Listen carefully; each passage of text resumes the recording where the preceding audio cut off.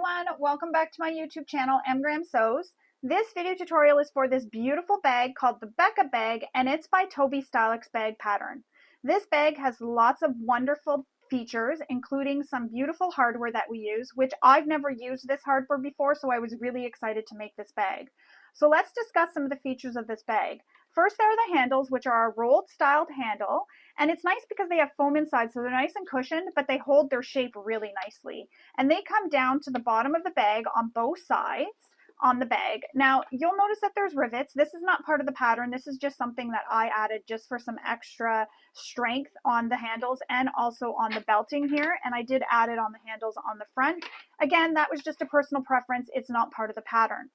Then you have your little butterfly bling, and what I like about this is not only does it add that little extra decoration, but I use it as a key holder.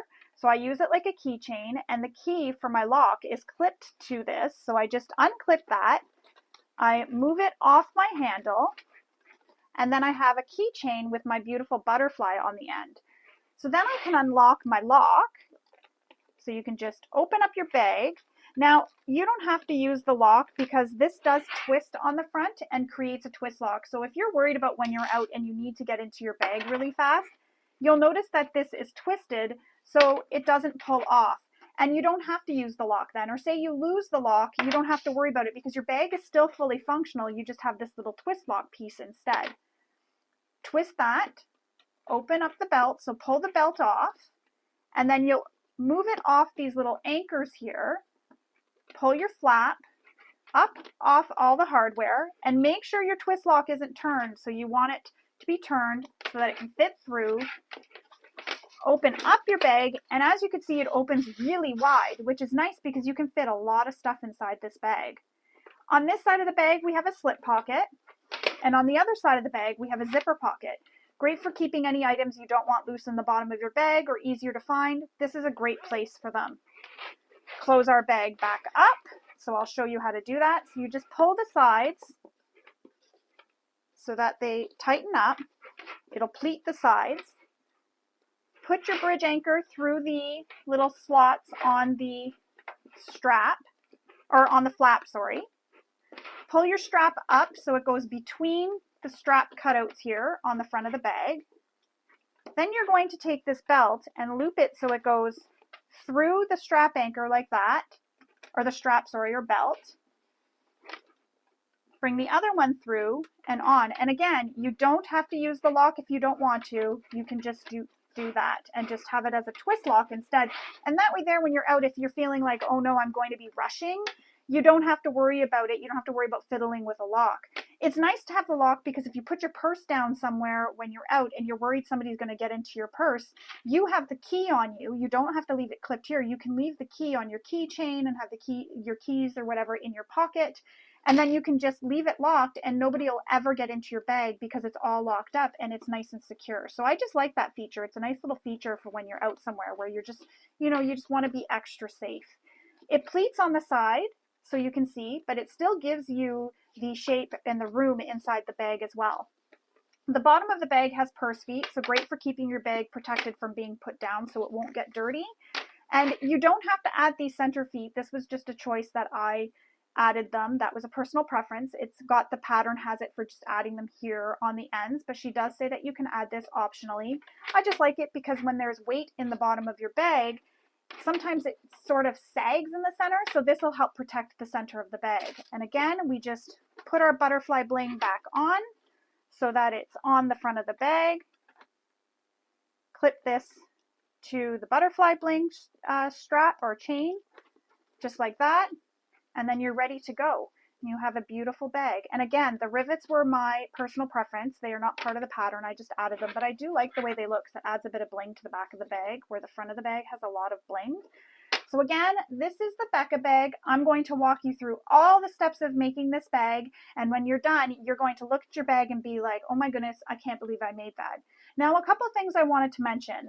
I do not give any measurements. I don't show rulers, cutting mats, pattern pieces, nothing during the tutorial, and that's for the protection of the designer, but also because oftentimes I film during testing and things can change. So say a measurement changes, if I don't give you the size or the placement for the measurement, it doesn't affect my tutorial if that gets changed.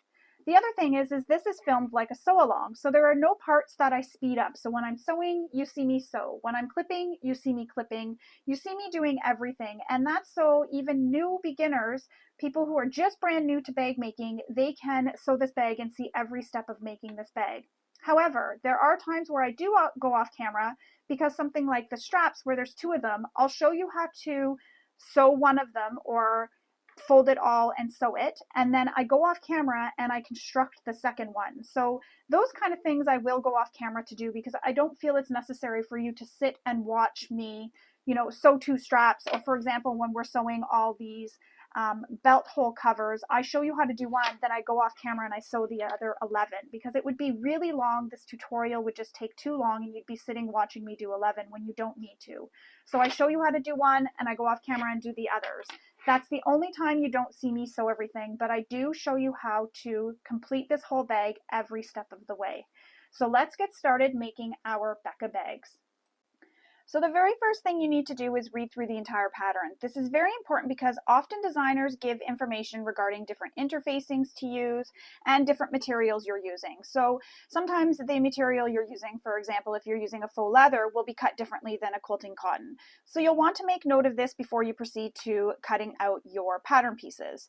Once you've read through the entire pattern, you'll also be familiar with how the bag is going to be constructed, and you can make any notes that are needed along the way before you get cutting your materials.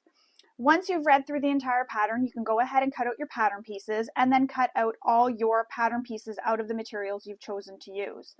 For this pattern, I'm using a Moonglow vinyl, which is very domestic friendly, and a canvas, a waterproof canvas. So I'm using both of those and the interfacing that is given in the pattern. For my lining, I'm using a quilting cotton. So I've cut everything out as per the pattern, and because I've read through, I've already gone ahead and made some marks that were needed to be made. For example, I've made a mark on my belts here, and I've also made some markings on my handles, and I've marked all my center points of all my pattern pieces. Sorry, Buddy seems to think that this is her pillow today. And I've marked all the center points on my pattern pieces. And I also like to mark what each pattern piece is so that when I get to that step in the pattern, I know what pattern piece I need to grab. Another thing to note, I used my Cricut to cut out my pattern pieces. So for example, my butterflies here, my belt pieces, I used my Cricut, and that's just because it's a lot easier for me on my hands. It was a little bit less cutting. So I used my Cricut to cut out some of my pattern pieces. If you're wanting to use one of your electronic cutting devices, I will post a link below for how to use these SVGs in Cricut and in Brother. But I just found it really easy and it really made them more precise, especially something like your zipper overlay. It's just nice to have it all cut out at once and you don't have to worry about cutting that out. And your flat panels too. It was nice to get those all cut out and not have to do all this intricate cutting. I'm still going to show you how to do it if you're not using your electronic cutting machine, but I just preferred to do it because, again, it's just really easy, especially when it came to cutting out this butterfly. I didn't have to fiddle with it and make sure that it was all cut really nice and perfectly. Another thing I like to do is gather all my hardware and put it into a Ziploc bag. So this is all my hardware, including the zipper. Now, normally if there was more than one zipper being used in the pattern, I would label it, but there's only one zipper being used in this pattern, so I didn't label it because I know exactly where that's going to go. So once you have everything all cut out, all the markings made that you need to have made, you've gathered all your hardware, it's time to get started making our bag. So the first thing we're going to do is work on the belt hole covers. So I'm going to grab my back panel piece and some of my belt hole cover pieces. So that's these squares right here. And I just have them clipped together because it's just easier to keep them all clipped together so that I don't lose them. Now you should already have your belt hole covers or your belt holes cut out like I do here. And because I'm using a waterproof canvas, I don't need to interface this, so I don't have any interfacing on it if you're wondering why there isn't any. This doesn't need any of the interfacing, and we don't interface it yet with our Decoville Heavy. We do that later in the pattern. So right now, all you're sewing through is your back panel and your covers. So what you're going to do is you're going to place your back panel right side up, or whatever panel you're starting on. It could be your front or your sides. And you're going to take one of your belt hole covers, so this is piece N, and you're going to place it right sides together, and you're going to center this onto the hole. And I can just see where the light is on my when I hold it up, I can see the light, so I could see the hole through it. We'll clip it together or pin it together. So I'm just going to put a little pin. Now, if you're using something like a faux leather or a vinyl, you're not going to be able to clip this to it or pin it to it. So you're going to want to add some clips just to help hold it in place. So once you have that, so they are now clipped, so are pinned, so they are right sides together. So panel right side up, your belt hole cover end piece right sides together, so the wrong side is up, and you clip it so it's centered on that hole. We're then going to stitch around this hole using the seam allowance given in the pattern.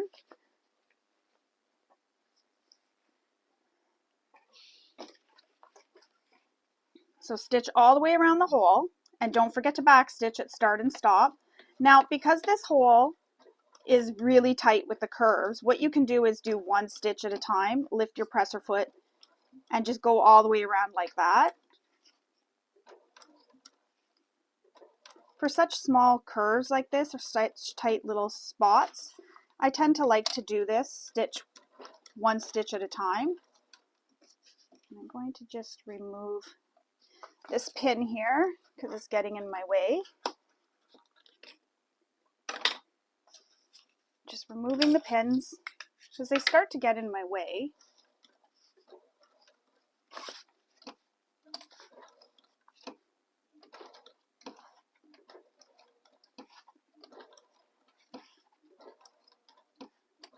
And then we'll just back stitch when we get back to the beginning.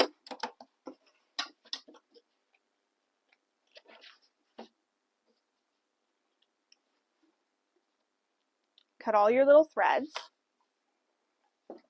Then we're going to cut a hole in the center, the same way you would if you were doing a pocket. You're going to cut a little hole in the center.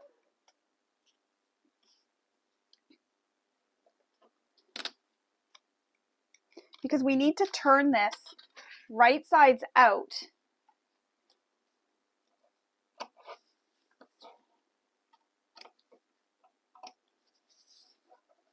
So you just want to trim it down as much as you can, but not too close to the stitching. Just trim it down.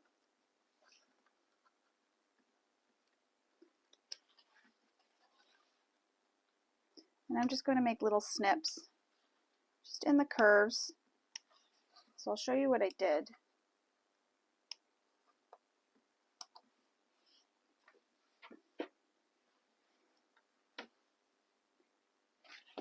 So I made little snips going up into these curves at the top edges here, just to help with turning it out. And I did use a slightly shorter stitch length than I normally would use for stitching together a bag, and that's just because it's such a small area. Now we're going to push this through, and just be careful because you don't want to rip your piece, your fabric or your material. So just push it through to the wrong side. And you need to give it a really good press. So you can take this to your iron if you want. I'm just going to press it with my fingers. You know what? I'm going to take this to my iron and give it a really good press so it gets pressed nice and flat. Then when we come back, we're going to top stitch around that entire hole. So I'm going to go press this and I'll be right back. So once you have that all pressed through, it's going to be nice and flat so we can top stitch around the entire edge of this hole here. So we're going to top stitch all the way around the hole, and that'll help hold that belt cover panel that we pushed through down.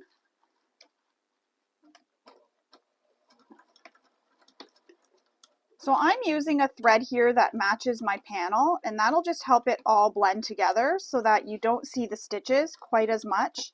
And I'm really taking my time going around these curves so that I get a really nice curved stitching around this belt hole. And again, I'm using a matching thread so that it blends, so that if my stitching isn't 100% perfect, you're not going to notice it quite as much.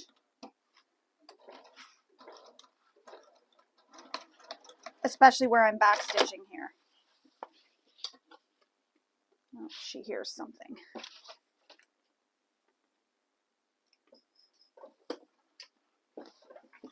So I've stitched around that whole belt hole, and I know it's hard to see my stitching, but I went all the way around this belt hole. Now we need to cut the excess fabric from the back here. So just trim it down. And you know what, I'm going to use my duck bills because it's making me nervous. I don't want to trim my exterior fabric. And this doesn't have to be perfect the way this is trimmed because no one's going to see this later. As long as you have it trimmed down, don't trim your stitches.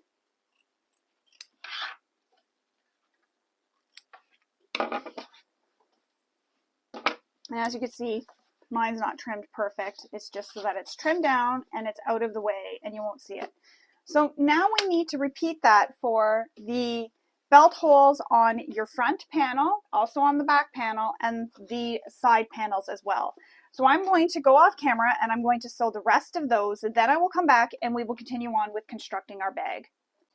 So I've added all my belt hole covers to all the holes. So I have 2 on my front and my back, and then the 4 on each of my sides here. And as you can see, like I said, when I trimmed it away, it doesn't look as pretty, but it does the job and you're not going to see it. We're going to put these to the side for now. We need to grab these are called our belt panels. So you're going to have yours cut a little bit differently. Like I said in the beginning, I used my Cricut machine to cut my pieces out, and these were some of them. But what you're going to do is you're going to take the 2 pieces of belt panel that you have, and you're going to glue them so that they are wrong sides together. Once you have them glued wrong sides together, you can even use some double-sided tape. You can then cut your pattern piece out using those 2 pieces that are glued together. Now, because I've already got mine cut, what I'm going to do is I'm going to place a piece of double-sided tape down one long edge.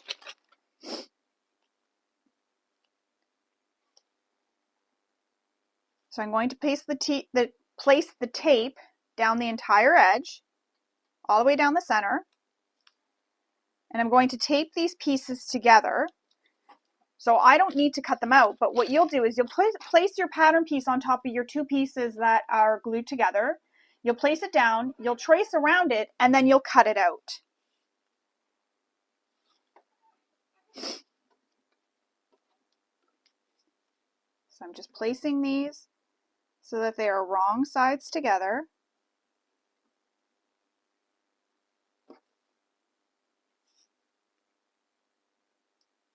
Lining up all my edges.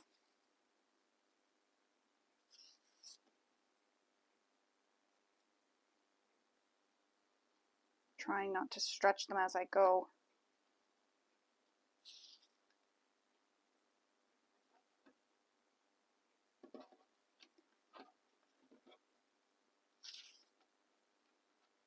It's hard when they're this small to get them all lined up.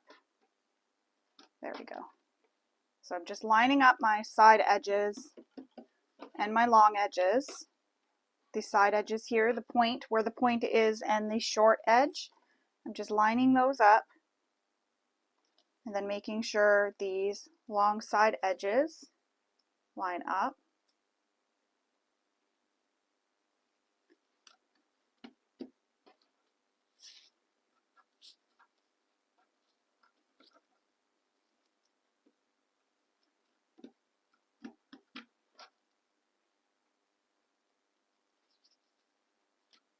Now on your pattern piece, there's a mark on from the pointed end down that you need to make note of and draw on your pattern piece. And what you're going to do is now we're going to stitch down that edge, starting at that line we made, down the straight long edge, across the bottom, and up the other edge, back stitching at start and stop. So I'm going to switch to a white thread now because I want all my threads to blend. I had thought about keeping it with the black thread and having it all pop, but I think for this I want the focus to be on the material where the design is, so I don't want to take from that. So I'm going to just change my thread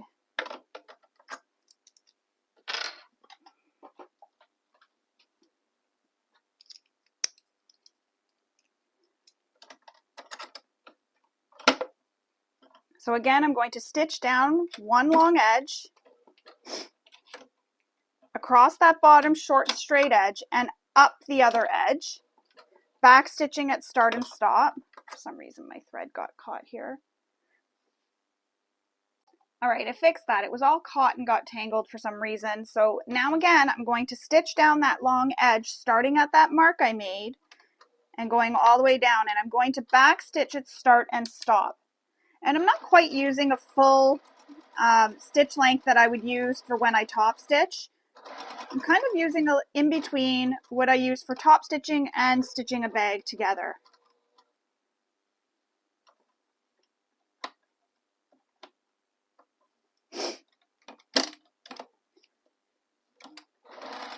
But don't forget to back stitch at start and stop. That's very important. You don't want those threads to come undone. And if you don't want any back stitching, you could pull your threads to the wrong side and tie them off. And that way that'll help hide those threads or hide that knot. You won't have that back stitching. And you can pull the threads between the two seams here. So you can open up the seams, take your needle and pull them between the two seams. Another thing you can do is use edge coat or edge paints on the edges. Mine are white because the vinyl is white on the ends. So I'm going to leave it.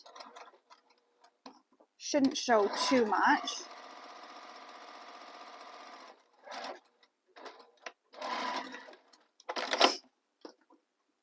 I also don't have any edge paints, so I can't do it with edge paint.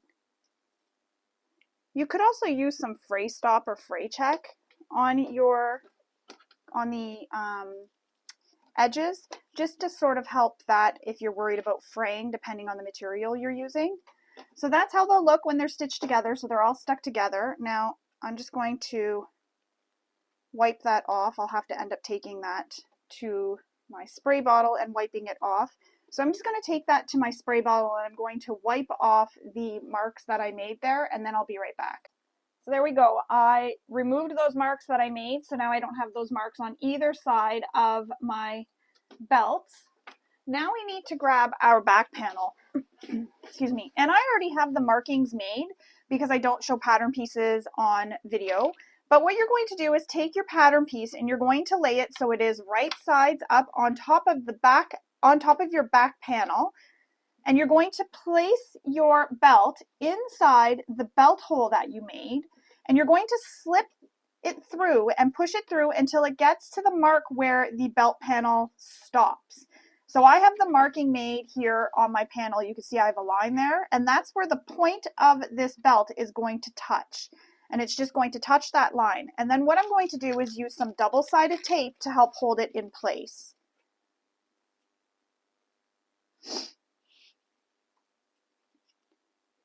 So you can use some double-sided tape or some glue or whatever you have that you want to use to help hold it in place.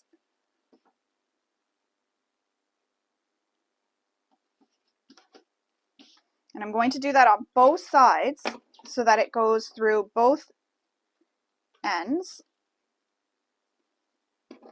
using double-sided tape. Then we're going to sew that belt end down using the seam allowance given in the pattern.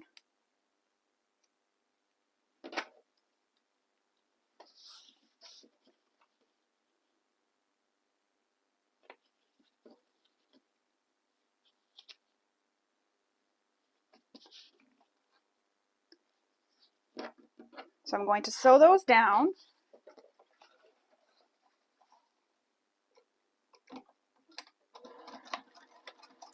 And don't forget to back stitch at start and stop. And just follow the curves of the belt as you're sewing. So pivot around all those curves.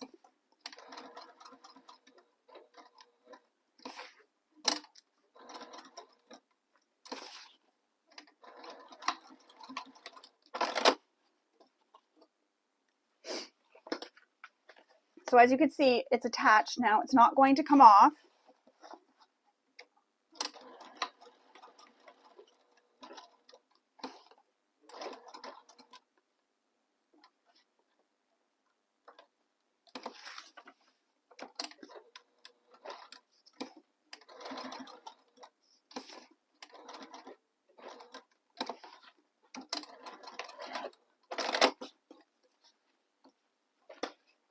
So now both of those are attached to the back panel. If you can, and if you're like me and you've made markings, just remove the markings so that they're not there anymore. And I'm just rubbing them off because I used chalk. So there we go, the marks are gone. Now I just have my two belts sticking off both ends of my back panel.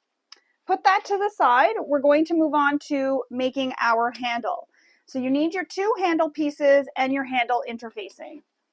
So this is what your handle pieces are going to look like from the right side. So it's going to be this nice long piece. Now flip it over, and on the wrong side you need to draw a line from one end to the other right down the center of the handle. Once you have that line made, we then need to attach our interfacing to the wide area. So that center area of your handle that's wide, that's where the interfacing is going to be placed. And you're going to place it so it is centered on that wide edge. So find the center of the interfacing.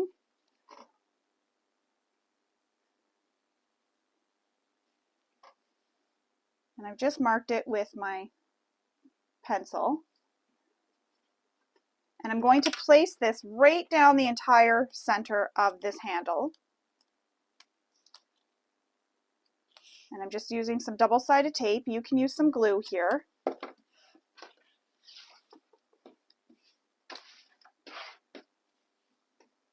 So center it.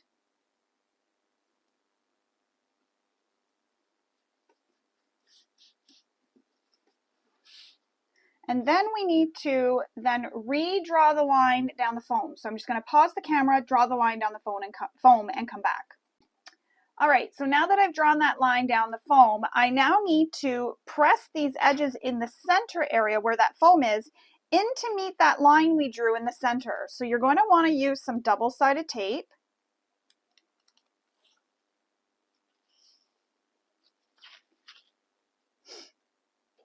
So place the double-sided tape on either side of the line or right down the center as I did if you have a thicker piece of double-sided tape. And then just press those edges in the center to meet the mark you made in the center of your foam.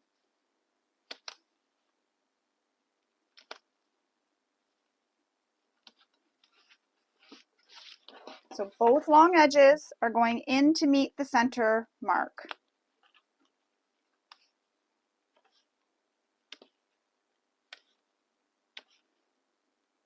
And I'm not touching right in the center. I like to leave a little bit of a gap just because of the bulk. When we fold our handle again in half, it just helps remove any of that bulk that's going to be there. Now we need to fold these long, thinner edges here on both ends in to meet that center line we have there. So again, double-sided tape. So I'll put it on both edges right now.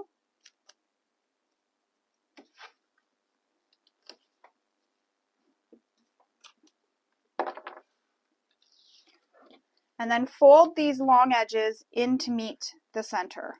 Now up at the top here where you're close to your foam, it's not going to meet right in the center. You're going to have a hard time pushing it in. Don't worry about that too much. Just as long as you get the rest of the edges all pushed down. And that's because when we go to fold it again, that'll take care of that, because we're going to fold this into the center here, and that takes care of that. If you look at how that looks, so see how it looks now? And then when I fold this, it takes care of it.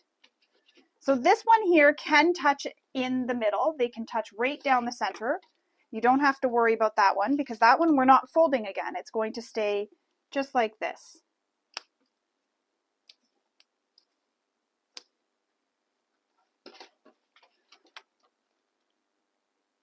So have those long edges touching in on this side, right in the center.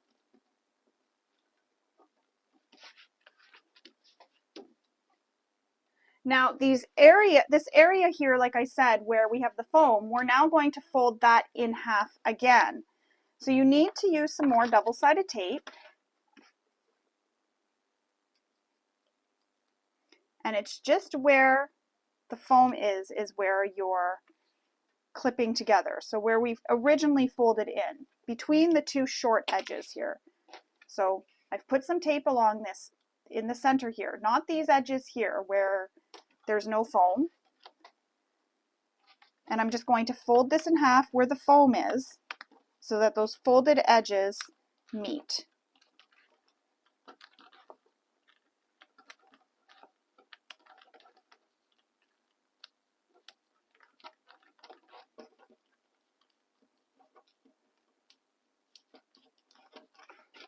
So just right there, and now we're going to sew that edge just in the center here with the seam allowance given in the pattern. So you're starting where the foam is and stopping where the foam is.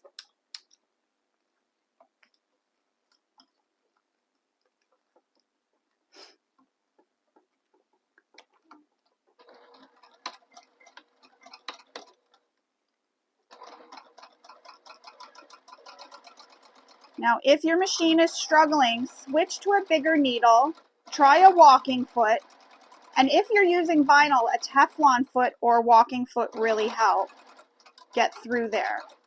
Also adjust your stitch length and your tension, including your presser foot tension. That can help too with sewing over bulk, because there is quite a bit of bulk here, being that there's foam in the center here. But that's how it'll look when you're done.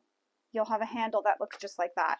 I'm going to go off camera and sew the other handle, and then we'll come back and we will attach this handle to our bag. Both my handles are now complete. Now we're ready to attach these to the front and back panels. So grab your front panel. We're going to use our pattern piece. Now I've already made markings because, again, I don't show pattern pieces on camera. But we're going to use our pattern piece to find out where you're going to place your handles. So I've made those markings, and that's where I'm going to place my handle. And I'm going to place it right at that mark, just like that. So here's my mark, and I'm placing my handle. Then I'm going to bring the other side down around and place it at that mark as well, just like that. And I'm going to use some double-sided tape to help hold this in place.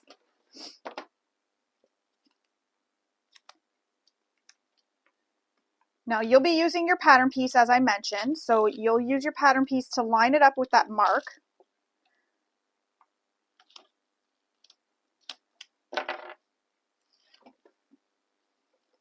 So I'm using the bottom edge. It's going to be lined up with the bottom edge of the panel, and I'm using that mark to line up the side edge of my handle, lining up those bottom raw edges. And the double-sided tape sticks it in place. So I'm going to repeat that for the other end. Now the side that's going against the material, or against your exterior panel, is the side that has the edges that are folded into each other. You want those raw edges hidden. I just had to make sure my microphone was still on. So without twisting the handle, so you want to make sure, that the handle is not twisted. So the side where the folded edges are, where you sewed, will be against your table right now. Then you're going to place the raw edge, short raw edge with the long raw edge on the panel, and line up that mark with the side edge of your handle. So it looks like that. Oops, looks like that. Now we're going to sew up these side edges here, using the seam allowance given in the pattern. And the other thing I'm going to do is, once I get up as close as I can to the top, I'm going to actually sew across just for some extra reinforcement there.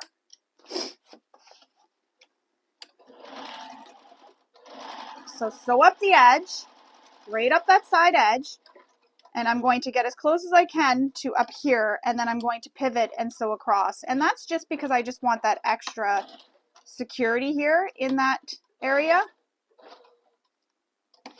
If you've watched my tutorials, you know I'm all about the extra security.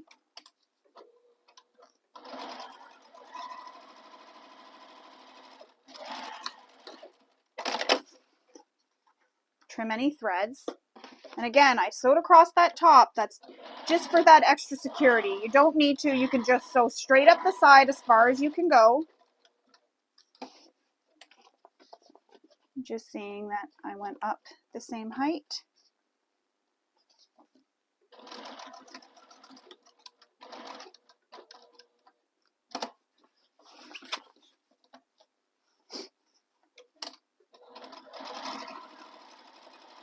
And I'm going to repeat this now on my back panel. I'm going to do the exact same thing on the back panel. So attach it and place it just like that, and then you'll sew it to the back panel. So I'm going to go off camera to sew the back panel one.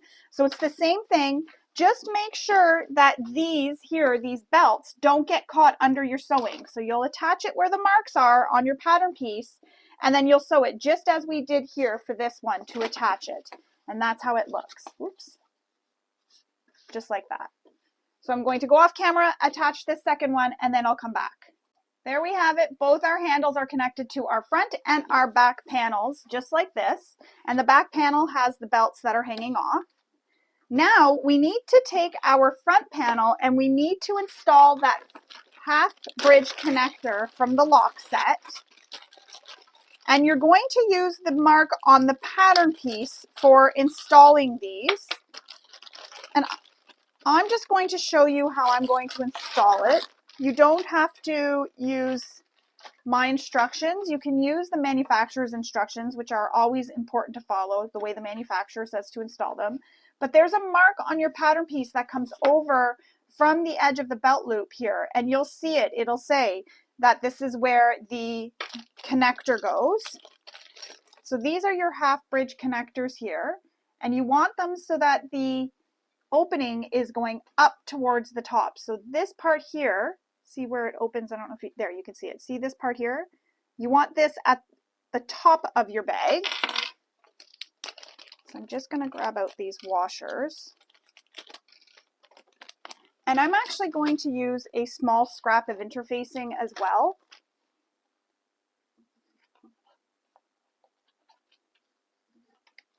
Just for the extra grab in the back. So what I'm going to do is just go fuse this now, and I will be right back. I'm going to fuse it. Actually, no, I won't fuse it yet. I'll just leave it unfused. So we need to grab the washer and use the washer for installing this.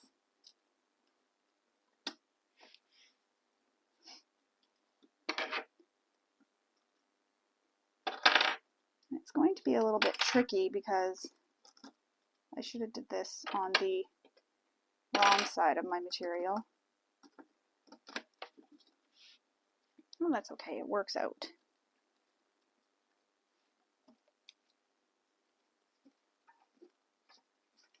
I just want to make sure I'm putting this at the same height too.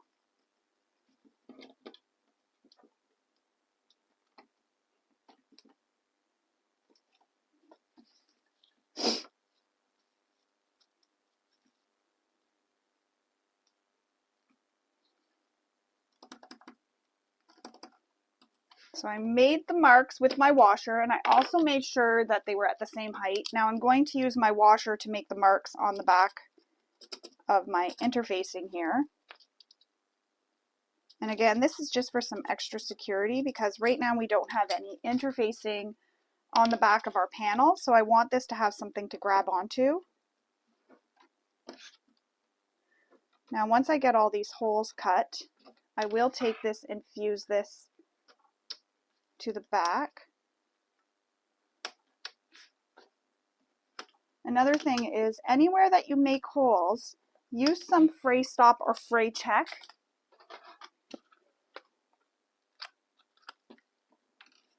Just to ensure that it doesn't fray. Now I am using a canvas, so it shouldn't fray. If you're using a quilting cotton though, you definitely want to use that fray stop just in case. So install the hardware into the slits that you made.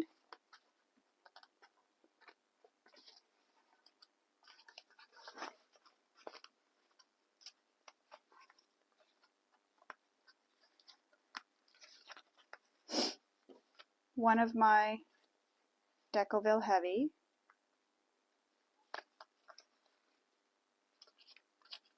And then the washer. And then I'm just pushing these down to the wrong side.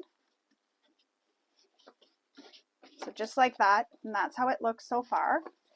for one of them. And remember, the opening goes towards the top, as you just saw there. And I am going to put a piece of duct tape over the prongs, just because I don't want that to rub through over time.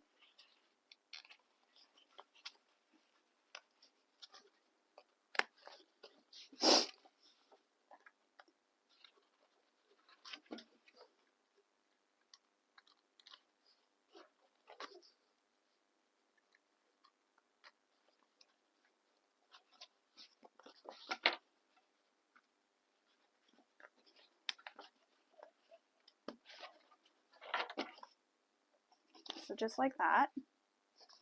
So now I'm going to place a piece of duct tape. Now I got to be careful because you don't want it to cover the holes either that we made for the belt loops.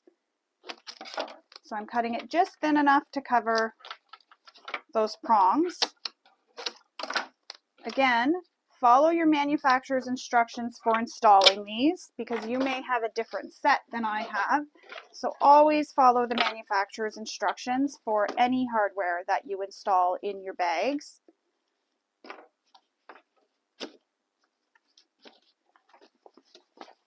So that's how it looks, just like that. Once it's installed, you have it on the front of your bag, just like that. Now we're going to place this to the side for now because we need to move on to attaching our purse feet to the bottom of our base. So here's my base, and on the base there's some marks that you need to make from your long edge down and your short edge over. And you can see I've already made those marks for installing all my purse feet.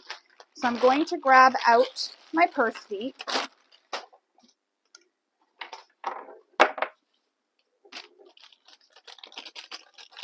And I only need 4. Now you can install one in the center if you want. She only has markings for 4, but you can put them in the center here too if you'd like, just for some extra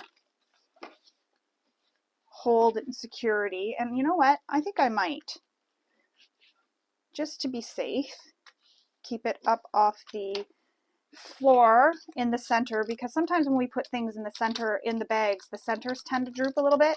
So I'm just going to go off camera and quickly and make those marks so that I can know where to put the feet in the center of my bag. All right, so I've made those marks on the center so I can add those center purse feet here. Now we need to take our prongs and we need to make the marks on those dots that we made. Some people like to place it so their prongs go sideways. So some people like to place it like this. Some people like it on an angle, straight up and down. The choice is yours. There's no right or wrong way.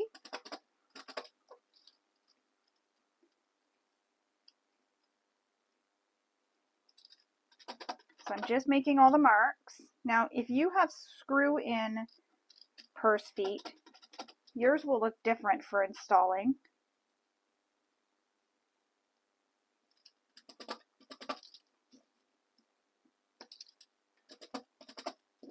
I also cut some interfacing. So I'm just using my prongs to draw, or my washer to draw the prong marks for where the prongs are going to go through. And what I'll do is I'll show you how I install one, and then I'll go off camera and I'll install the rest. So you don't have to sit here and watch me install all of these.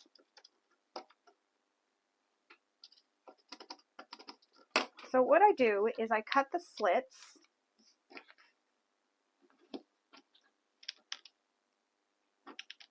same way I did for that connector there that we just installed. Oops. Open up the purse feet, push the prongs through, add my interfacing, and this is always just scraps that I have from when I cut off or cut apart pattern pieces. And then I like to usually use my pliers and I bend them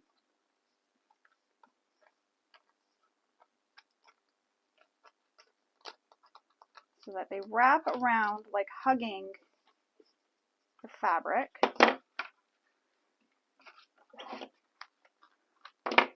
Just like that. And then I'll just push it down as tight as it can go. And then I will continue adding all of them. And then I take a piece of duct tape, just like I did for this here, and I place it over the prongs. And again, that's just a personal preference. You don't have to do that. I just like doing that just for extra security. But actually on here, on this panel, you don't need to, because we're going to be adding the interfacing over top of it, so that'll actually help protect them anyways. So you don't really need to on this piece, so I won't do that here. I'm going to skip that, which will save a little bit of time too. And then I'm just going to add all my purse feet. So I'm going to go off camera, add all my purse feet, and then I'll come back. And another thing, you can have them open, which I think I might for this, because I really want them flat so that when I fuse my interfacing, they're nice and flat against my panel, because right now they're kind of buckling up just like that. You can open them up. Normally I like to have them wrapped, but because we're going to have that interfacing fused over top, that'll help hold the purse feet in place. So there we go. So I'm going to install the rest of them and then come back and we will continue on. All my purse feet are now installed, and I just wanted to show you what I did. I actually ended up folding it that way just because in my mind I just like it. It feels like it's more secure to have them folded. Plus it keeps them out of the way of the seam allowance. But normally I like to wrap it because I've had purse feet come out in past bags when I was leaving them just open. And I know the interfacing being fused over top will help, but just for some extra hold and just to make put my mind at ease, I folded it this way, but it also is good for that because it keeps it out of the seam allowance over here. So there's no chance of me sewing over it when we go to construct the bag. But this way here, it just feels like there's that little bit of extra hold. Now, we're going to now attach this base panel to our front panel. So grab your front panel, and your front panel is the one with the hardware on it. And you're going to line up these bottom long edges. So front panel right side up, base panel right side down on top, line up the bottom long edges and clip in place. So line up your center points and then your sides. And then we'll clip it the rest of the way, and then we will sew this with the seam allowance given in the pattern. Now there's a lot of hardware on here, so it's going to feel a little bit heavy and probably want to pull on you when you're sewing it. It'll probably want to come off the edge of your machine. And if you're feeling like that's giving you issues, you can use your extension table if you have one.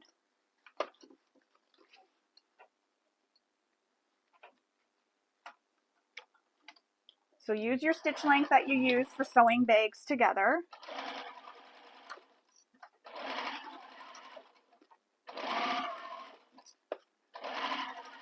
Now another thing I'm going to do is go back and I'm going to stitch over where the bottom of the handles are, just for some extra security there in that area.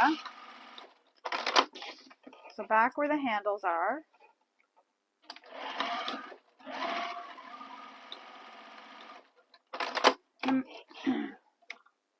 And I'm just sewing just slightly under the previous stitching, so you're not going to see it at all. So there we go. That is now attached to our front panel. Now we're going to open up the panel, and we want to press the seams so they go towards the base panel. And we're going to top stitch on top of the base panel here using the seam allowance given in the pattern.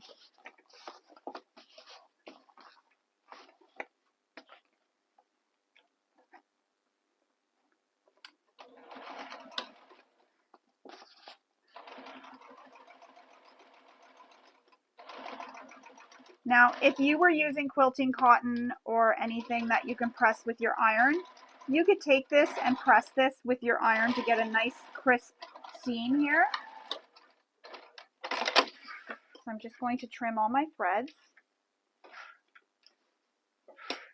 And there we go. That's how it looks when it's attached. Now we need to repeat that to attach it to the back panel. So again, back panel right sides up. Lay your base so it is right sides against the right side of the back panel. Add your clips. And I'm going to do the same thing. I'm going to stitch back over where those handles are just for some extra security. And I'll just do it while I'm stitching across. Oops, change your stitch length.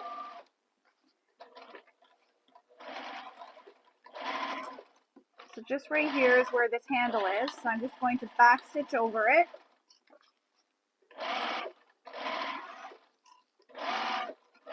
And there's that handle again. And I just back stitched over it.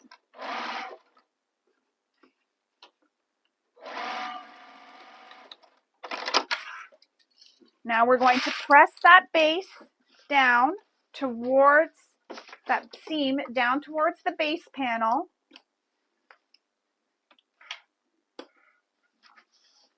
And then top stitch across using the seam allowance that was given in the pattern. And just make sure your handles and everything else are out of the way so you don't stitch over them.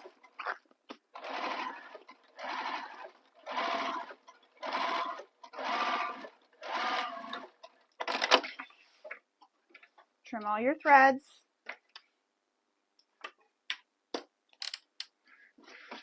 And there it is. You have your base attached to your front and back panels. Now we need to attach the side to our panels. So you need to take the side and you need to start by matching your top edges. So match the top edge of the front or the back to the top edge of your side panel. And these will be right sides together. So match those top edges. Then you'll match your bottom center. So you'll want to make a center mark if you haven't already on the center of your base panel here and on the center of your side panel.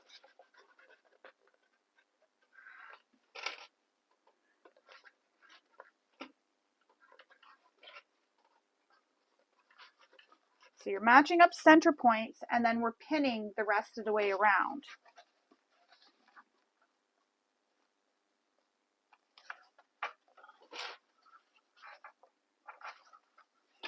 Now, another thing you can do if you're worried about having a hard time stitching around this curve is making snips into the curved edges here, and that'll help open up the fabric. So the snip opens up the fabric, making it easier for you to sew around that curve. So I'm just easing the fabric in through between, all the clips. So at the top all the way down, and then I will make those snips into the curve down here to help my fabrics ease through the curve.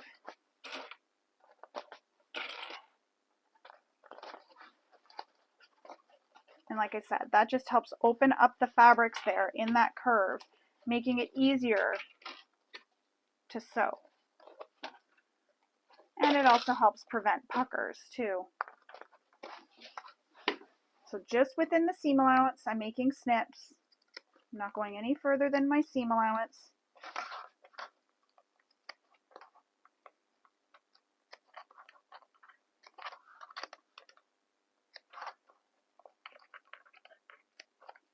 There we go. So now I'm going to sew all the way down the side, all the way around the entire edge using the seam allowance given in the pattern.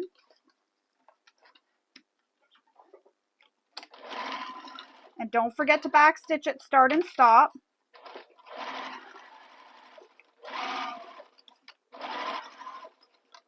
And I'm sewing with my side panel against the bed of my machine, just so that I can see the exterior here and be able to make sure that there's no puckers as I'm sewing around. And it's flat too, the side panel.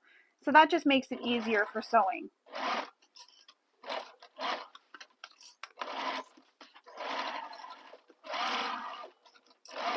Don't forget to move that belt out of the way so you don't sew over it. Just like that. So now you have your side attached to your front and back panel. Trim all your seams. This will help reduce the bulk. So I'm just trimming it down.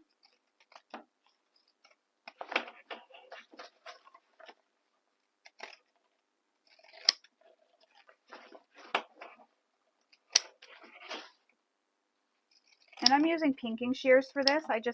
Wherever I can, I like to use pinking shears. So I've trimmed those seams down. Oops. Now I need to repeat that for the second side panel to the exterior and front and back. So side panel, line up the center mark and the top edges.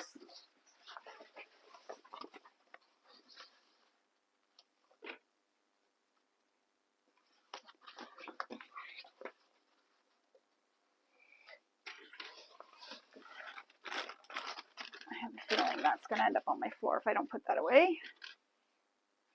So now I'm just pinning the rest of the way around, and I'm going to make those little snips into the curves just to help this fabric around the curve here so that it opens up and I don't get any puckers or pleats or anything.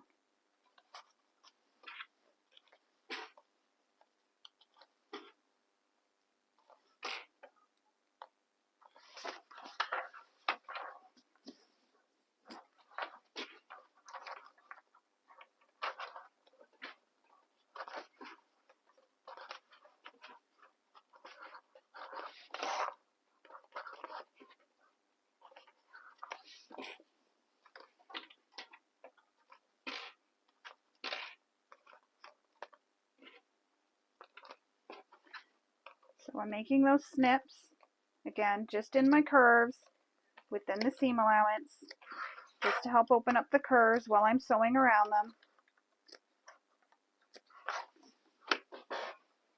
And then again, with my side panel against the bed of my machine, I just find it easier to go this way.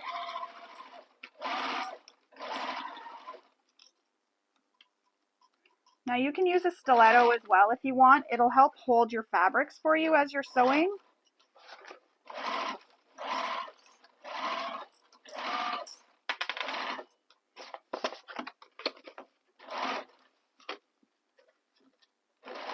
I should be using a stiletto instead of my hands.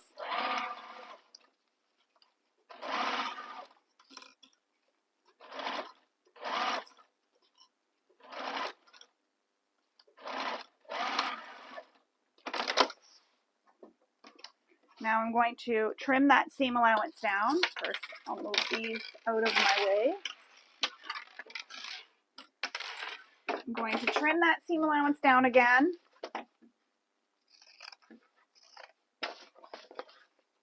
And this is just to reduce the bulk when we turn the bag right sides out.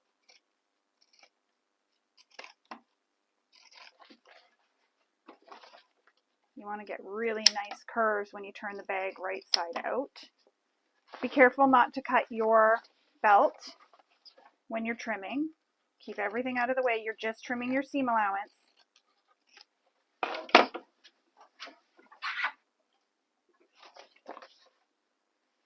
You can check too. If you accidentally make a snip in any of your stitches, just go back and restitch over that area so that you don't accidentally, so that it stays stitched together and you don't end up with a hole in your bag somewhere. So now we're going to turn the bag right sides out. And this is your time where you can check to make sure that everything looks great. And if it doesn't, you can go and quickly fix it. So just turn it back right sides out and then quickly fix anything that you're not happy with. So say your curve here, you're not happy with the way it looks. You can go and correct that by just stitching over it and correcting it. So there is the bag so far. Isn't it pretty so far? I really like how it's looking. So now we're going to put the belt loops through the holes as shown in the diagrams. So you just weave it through the holes.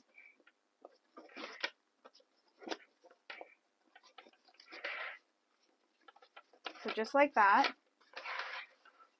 So you're just weaving it in and out of the holes. So it's in the middle here, in the center, or it's inside the bag right now. So I'm going to put it through, going through to the right side of the one hole, back through that hole to come back through the wrong side, right side, wrong side, right side. And you'll just have this little bit that'll stick out the sides here. And then what'll happen when we close our bag, this will pinch the side seams to come over for where our buckle will be to close the bag all up, just like that. I know it's hard to envision, but this will be what'll close the bag all up when we are done. So now we're going to go and attach our interfacing to our panels, just as it shows in the pattern. So your interfacing here, we're going to go fuse these. So I'm going to go off camera, I'm going to use my iron, and I'm going to fuse it. Now, if you have a smaller iron, it might be easier, so I'm going to show you. Put your panel in, your interfacing in, and if you have to and you're feeling like this is not fitting and it's just a bit too big too, you can always trim that down, but you'll notice that the interfacing comes under, if you see here, it comes under where my belt is. It's not over the belt, it's under where the belt is. So if you need, trim your interfacing so that it fits in the sides and at the bottom too. But mine fits really good, it's perfect, so I don't need to trim anything. And I'm going to take my small iron and I'm going to fuse this in place with my small iron from the wrong side. So from this side, and I'll put my iron on this side and I'll fuse it all around. So I'm going to go off camera, I'll go do that, and then I'll come back and my base and my front and my back interfacings will all be attached, and then we can continue on with making our flap. So all my interfacing is attached. Now we have it looking like this from the inside, and I made sure that it was attached everywhere that I could. That's why my small iron was really good, because I could get down inside here. And you may need to do what I did, which was remove the belts right out completely so that you don't accidentally touch it with your iron. So that is how that looks. We're going to put this to the side for now and move on to constructing our flap. Now the flap is constructed the same way as the belt panels were constructed. You have two pieces of material that are cut. You glue them so they are wrong sides together, sorry. And then you're going to take your pattern piece and place it on top, trace it out, and then cut your pattern piece out of those two pieces that you have glued together. I already have mine done because I used my Cricut, as I mentioned before, to cut mine out. So I'm going to place them so that they are wrong sides together, and I'm going to use my double-sided tape to help hold them together.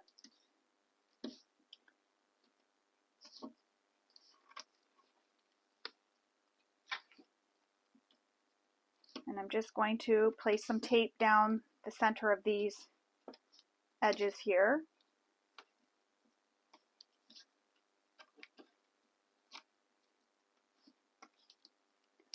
I'm just placing it all the way around. This is just to help hold it together while we sew it.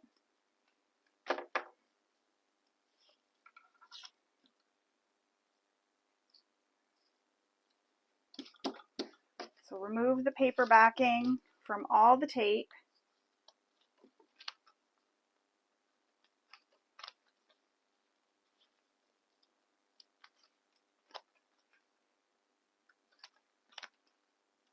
And then I'll place these so they are wrong sides together. So you can do the same thing if you use the SVGs to cut these pieces out. You wouldn't need to glue them together and then cut them out. You'd cut them out two individual pieces, and then you would stick them together just as I'm doing here. Line up all your edges. Get everything all nicely lined up.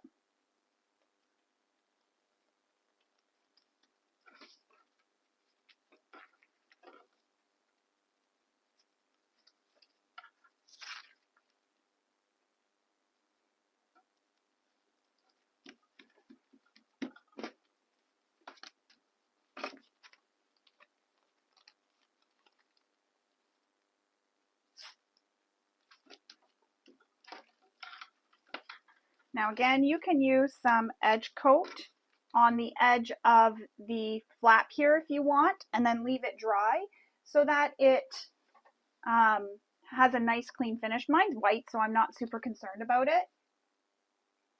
Now we need to cut a bit off the top here from the pattern piece on the back side. So you need to make a mark and cut that top edge off, and there's a measurement given in the patterns for how much is cut off. And this is just to reduce the bulk at this edge to make it easier for construction. So I'm going to go off camera, I'm going to make that measurement, make that mark, and trim it off, and then I'll come back and we will continue on. So as you can see, that's how it looks with it trimmed down in the back, just at the top here. It's hard to see because it's white, but you can see it's trimmed. There we go. You can see it's trimmed down, that measurement given in the pattern. So now we're going to sew the bottom edges of this panel down. So we're going to start on this short edge here, sew down around all these curves all the way around and back up to here. And don't forget to back stitch at start and stop.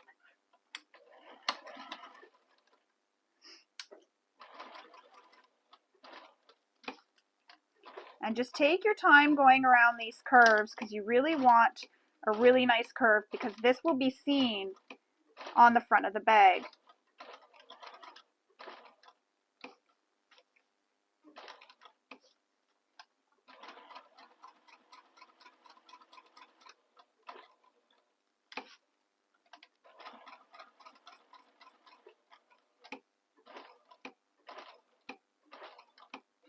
And I'm just taking one stitch at a time around this curve here.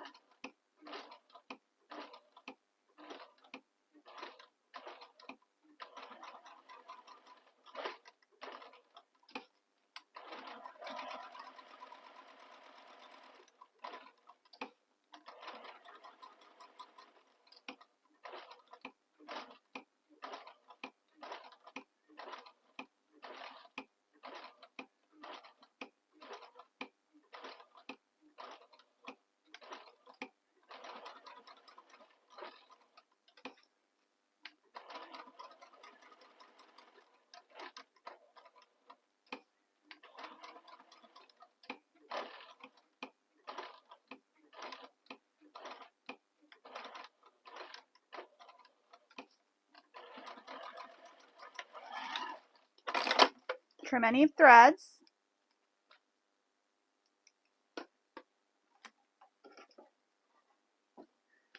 That's how it looks when we've stitched all the way around. And this marking here is just for the lock that we need to place on our panel. So now we're going to install that lock. So I'm just going to find it here. And there's a couple of different pieces, so you want to make sure you grab the right one, and it looks like this. So I'm going to go off camera again, and I'm going to go install the lock. I'll cut the hole for that, and I'll install the lock. And where the screws are, I like to add a bit of glue to them just to really help hold them in place, so I'll do that as well. So I'm going to go install the lock and cut out that piece and get that all installed, and then I'll come back and we will continue on. So I've installed that that piece of the hardware. Just so you know, the front of the flap will be the front that doesn't have the top edge, cut out. So that's where you want the front of your hardware to be on. So the side with the screws are going to be on the same side that we cut off the top edge. Now take your bag and you need to match up the top edge of the flap with the top edge of the back panel, and you're going to place them so that they are right sides together. So the pretty side of the flap with the right side of the hardware, is going to be against the right side of the bag, and you're going to line up your center marks. So line up those center marks, and they're right sides together, and this is being clipped to the back panel right now, not the front panel, to your back panel. So clip it all the way along the edge.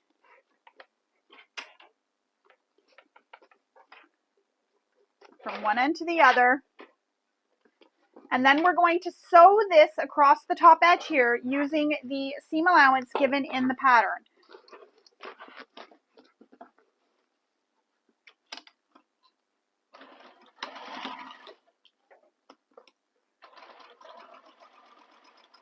And that's why we've cut out that top edge there.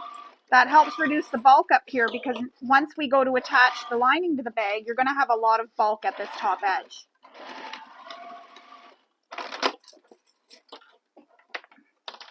There it is. We have the flap attached. So you'll see when you flip it over when the bag is closed, your handles will go in the middle of those cutouts there. And it'll look like that. Now it'll look a lot prettier, obviously, because we'll have it all pressed, but that's how it'll look. Just like that when you flip it over.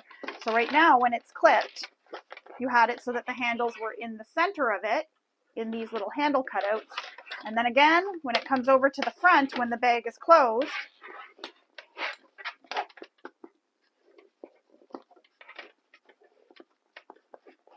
it'll look like that.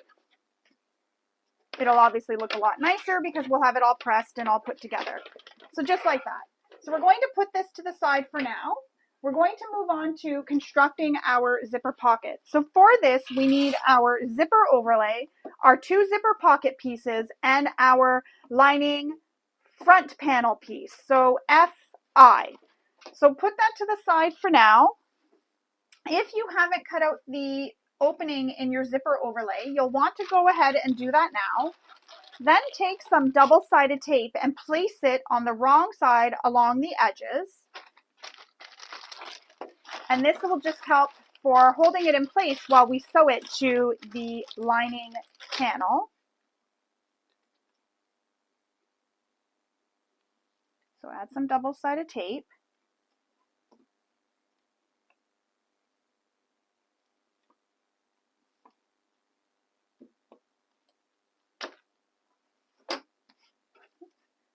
Now, I'm going to grab my lining main panel, and there's a mark you need to make from the top edge down, and that's given in the pattern, so you want to make that mark, but you also want to be able to place this zipper overlay centered. So press your panels so they are right sides together, and it causes a crease in the center. You can see the crease there, and you can see my mark I made too. I'm going to also crease my overlay. So I'm just pressing it in half. Then I'm going to remove the paper backing from the overlay. And I'm going to line up the top edge of my overlay with that mark that I made, and I'm centering it. So I'm lining up the creases and the top edge. So top edge of the overlay with that mark we made, and the center of the overlay is lined up with the crease. So both creases are together, it's centered, and it's lined up with the top of that line that I drew. Now we need to stitch around the outside edge of the zipper overlay. So all around the outside edge of the zipper overlay. And if you don't want back stitching, you can leave long thread tails. Don't back stitch at start and stop. Come all the way around, and when you get back to where you started, you'll leave long thread tails, pull them through to the back, and then tie them off. I'm using a thread that matches, so it's not going to show. Sometimes too, when I use a busier fabric, I'm not so concerned about back stitching showing.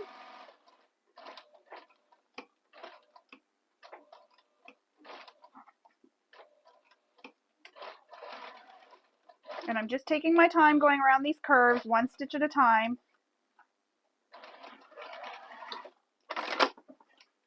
Trim your threads on the front. Not too concerned about the ones on the back.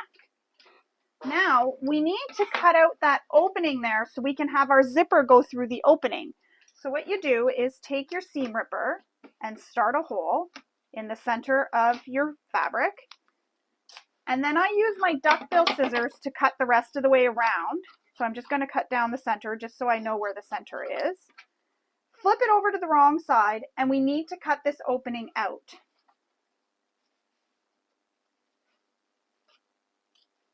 So careful not to trim your overlay. That's what duckbill scissors are good for, because it protects between the exterior fabric and the lining fabric. So it's acting as a guard.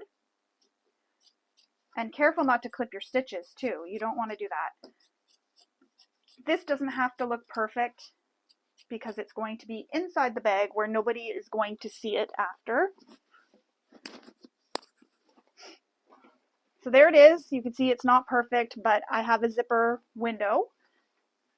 Now we need to put this to the side, and we're going to construct the zipper pocket.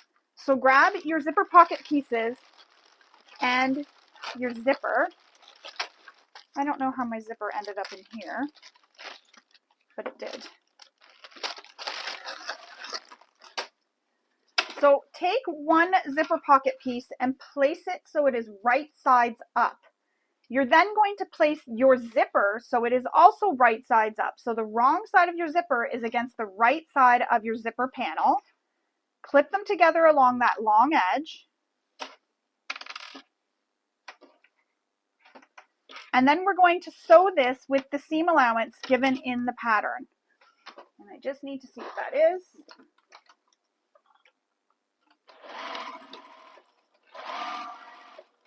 Now, when you approach where your zipper pull is, zip it out of the way so that it keeps the top edge there nice and straight, because where the pull is, the fabric will naturally have a little lump, and that's just because it's making room for that zipper pull. Trim your threads. Now we're going to press this panel away from the zipper. And you can take this to your iron to press it. I just give it a really good finger press. Now we're going to repeat that all for this second side. So zipper panel right side up, zipper on top, right side up. Line up these side edges of both your pockets. Make sure those are lined up. That's very important. Clip it in place all the way across the top, and then again, sew that with the seam allowance given in the pattern.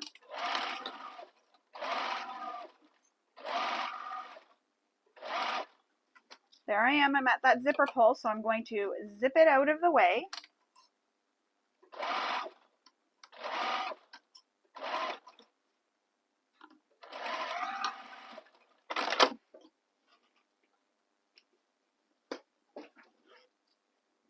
And I'm going to press this panel up away from the zipper,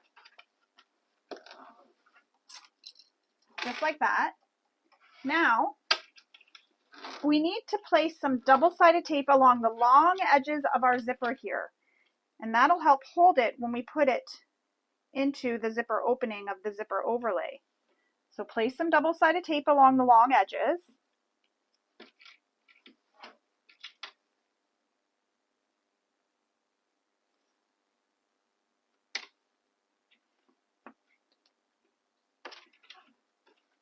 Remove the paper backing, and then we're going to center this in that zipper lay opening.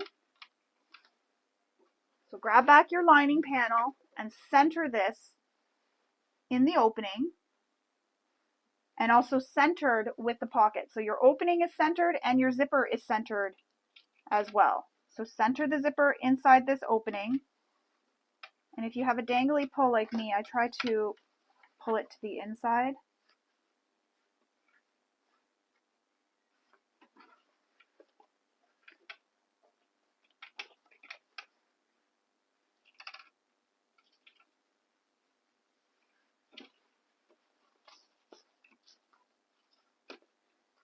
Just taking my time to make sure it's centered.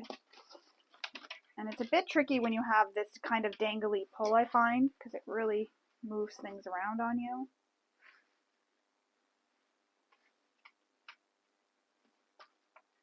There we go. There we are. So now, with this open, we need to clip this so that it won't come down on us. And we're going to stitch along the bottom edge here. And you can leave long thread tails and tie them off in the back. I'm going to back stitch, but we're going to stitch just along the bottom edge of this pocket here under the zipper, only along the bottom edge here of the zipper. So I'm trying to hold this. So just along this bottom edge here of the zipper, with the pocket left open. And I'm not going to worry about leaving long thread tails, but you can, because I'm using a thread that blends.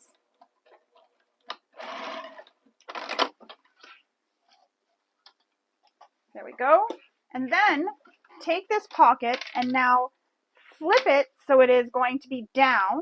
And I'm going to pin these side edges down.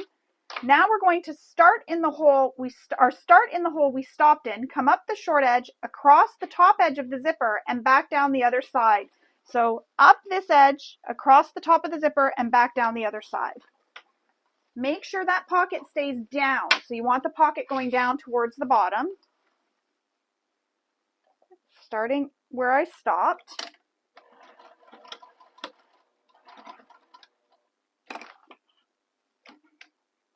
I need to take one more stitch.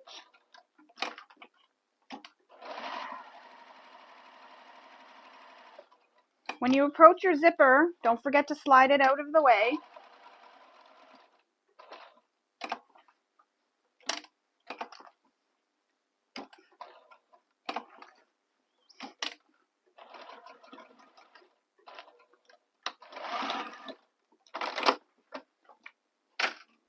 Trim your threads.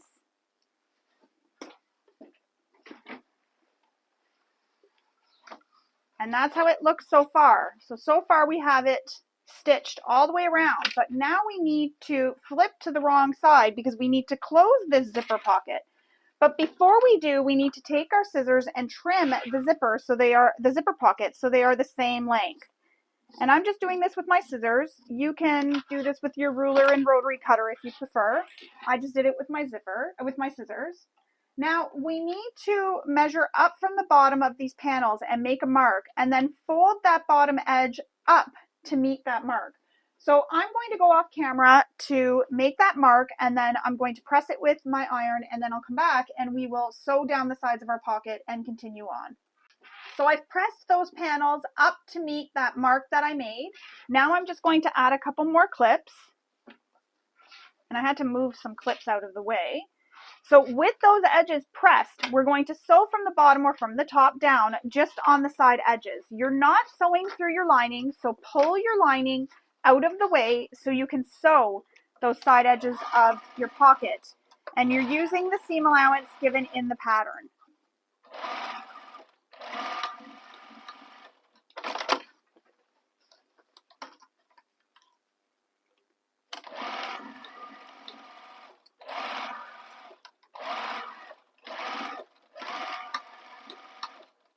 And those bottom edges being pressed like that, you may be wondering why we did that. That'll help when we turn the bag right sides out so that those edges are already pressed up or under for us. We don't have to press them under. It'll just turn it out and stitch it together. I'm just removing the protective layer over that zipper pull. So now you can check to make sure your zipper pocket is all good, and it is good. It has an opening in the bottom, but again, we'll take care of that when we birth our bag. So now we're going to move on to our slip pocket. And for this, you need our slip pocket piece, our slip pocket trim, and the last main lining panel, or your front, sorry, this is back lining panel, FII, sorry. So put this to the side and your slip pocket trim for now. We just need the slip pocket piece. So you're going to take this and you're going to fold it in half, right sides together, so the short edges meet. So just your short edges. Clip it together. And then we're going to sew just the side edges using the seam allowance given in the pattern.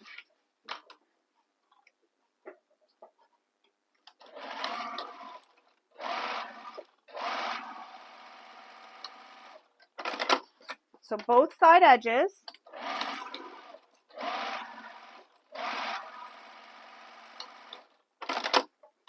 And then we're going to trim the corners. Careful not to trim your stitches. And this just helps it lay flatter when we turn it right sides out. So trim those corners down.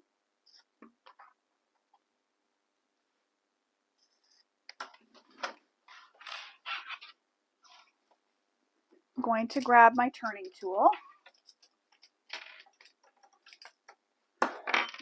Now we're going to turn this pocket right sides out. And we'll take it to our iron and we'll give it a really good press. And then after we press it, what we will do is we will base stitch that top edge we didn't sew.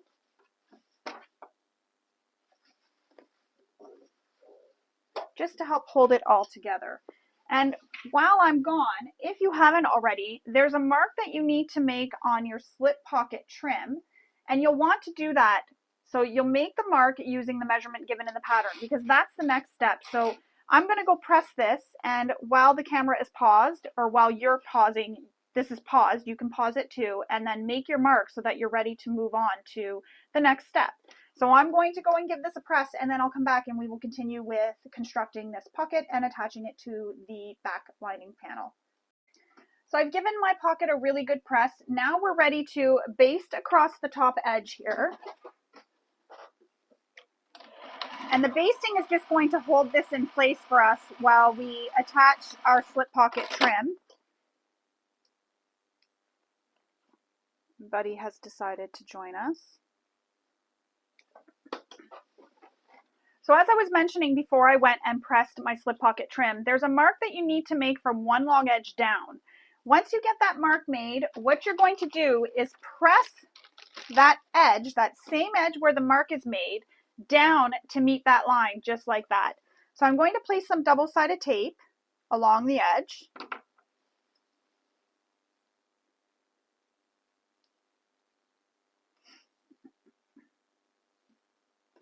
So all the way across, and then I'm going to fold that edge to meet that mark that I made, or that line that I made. So along that whole edge. So when you made a mark, it made a thinner, you had the thinner side where the mark was. That's the edge you're pressing down. So just like that. And it's going to look like this once you press it. Now we need to take the raw edge of the slip pocket trim and align it with the top raw edge of our slip pocket.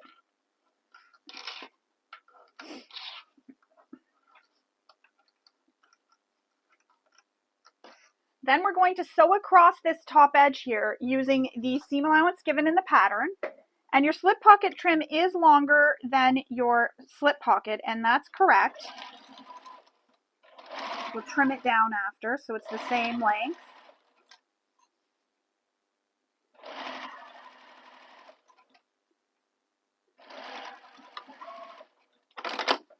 Trim your threads. Now we need to take this and we need to fold the slip pocket trim over so that it covers our raw edge. And what I'm going to do here is I have some threads here, you can see them, that are coming out from the fabric fraying. So I'm just going to trim them down so they don't poke out the bottom of my trim when I fold it over. I'm just kind of giving it like a little haircut.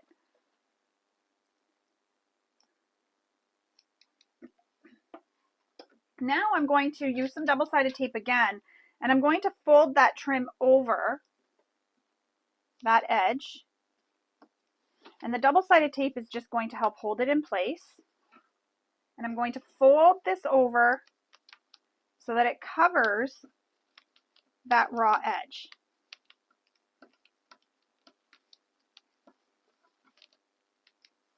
And you can use some clips here too if you'd like to help hold everything in place.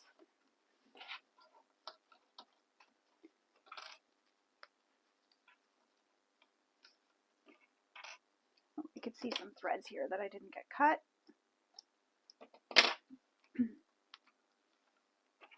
Fold it over, and I'm just going to use some clips too to help hold it in place.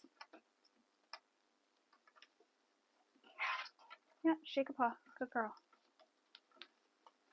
Yep, shake a paw. Good girl. Thank you. Oh, good girl. Yeah, good girl. Yeah, good girl. Now we're going to stitch this down using the seam allowance given in the pattern. So we're going to stitch away from the finished edge of the slip pocket trim.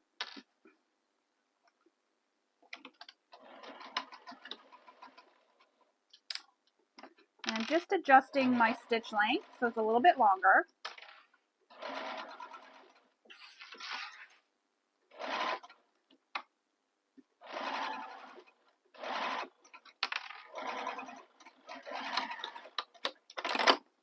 Trim your threads. Oh I ran out of bobbin thread. Yep, I ran out of bobbin thread, so I need to redo that all. Of course that would happen.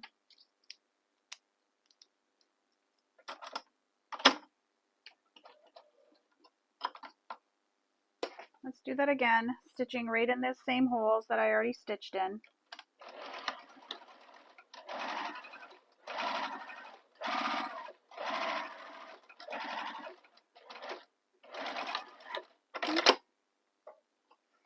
So then, trim your threads.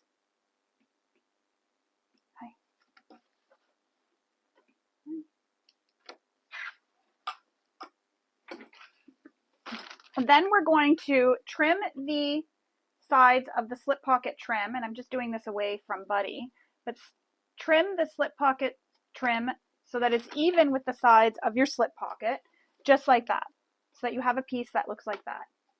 Now we need to take our lining main panel that is left, so it's the back panel, and we need to place it so it is right sides up. And same thing, fold it so you get that center crease, just like that. And I've made that center crease. You can see the center crease there. You're looking to get into stuff. I'm just going to put some stuff away. There we go. Now take your slip pocket and find which side you like better. So if one side has the stitching that looks a little bit nicer, you can use that as your exterior side of your slip pocket. So the side that's going to be seen when the slip pocket is sewn into the bag. Okay. Don't touch things. I'm going to fold the slip pocket in half. Now, you need to take your back panel and measure from the bottom up and make a mark. And I don't know if you can see my mark yet. You can. So from the bottom up and make a mark. We're going to place the slip pocket at that mark, lining up the bottom edge of the slip pocket with that mark and centering it. So those folds that we made, those creases, will line up. Then we'll pin it in place. What?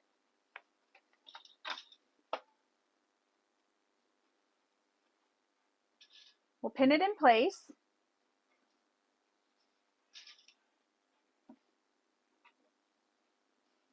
I'll add a pin to the bottom.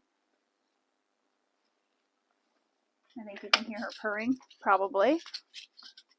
And then we're going to sew down one side, across the bottom, and up the other side edge. And don't forget to back stitch at start and stop to really lock in those stitches. I'm just going to move you over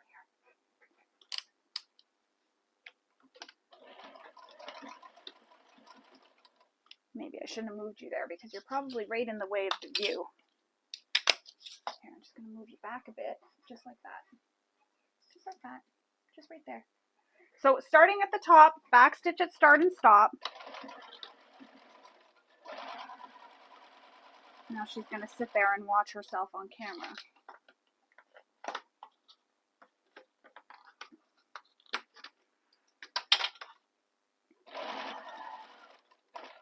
Now I'm come down to that corner, and if you don't want angled stitches, take one stitch. So reduce your stitch length to as short as it can go. Take one stitch. Return your stitch length back to the length you were using for stitching and continue all the way into the next corner. You can do that at each corner so that you don't get angled stitches in the corner. Turn my fabric and continue stitching up. And I'll back stitch up here at start and stop. And that'll just really lock in those stitches. And I back stitch quite a bit up at the top because there's a lot of stress on pockets, so I like to really backstitch at the top of the pocket. Now we need to assemble the whole bag. What we're going to do is take your two lining panels, and first I'm just going to brush off the chalk. Is that bugging you? Just dusting off all the chalk here. I know I'm using my cuff of my sweater, but I find that just helps. Fabric on fabric. So now take the back panel, lay it right sides up, and lay the front panel right sides down on top of it. Line up your top corners and your bottom corners. Clip it in place. Don't chew on that. Line up your center points on your bottom panel, on the bottom of the panel, sorry. Oops. No, don't chew on that. Don't chew on that. Just trying to go at my thread on my, yes, shake a paw. Trying to go at the thread on my machine. Hang on, hang on, hang on. Hang on. Gonna give 5? Good girl. So that's how it's going to look. Now we're going to sew from the top edge down the side, and you need to pay attention because the seam allowance changes towards the bottom here. So we're going to do that. We're going to sew the side edges, paying attention to how the seam allowance changes.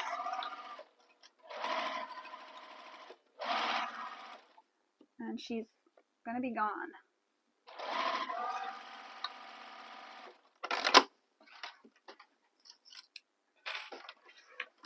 So starting at the top with the original seam allowance, and then you're veering to a bigger seam allowance at the bottom.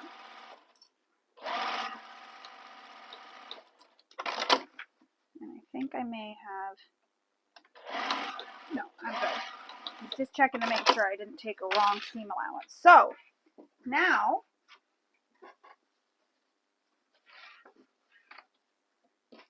if your exterior isn't, you want to turn it so it is right sides out, right? Make sure your zipper pocket is open. Remove your clips from the bottom. Now we're going to tuck the exterior into the lining so that they are right sides together. So open up your lining, grab your exterior, and you want to make sure that the back panels are together. So the back panels have this curved edge here. So slip this over it.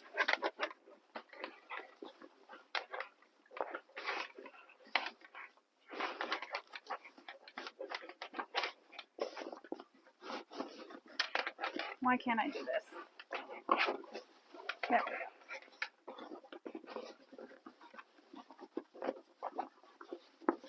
All right, so line up the center marks on your back panels. For some reason, mine doesn't want to stay inside. Line up the center marks on your back panels.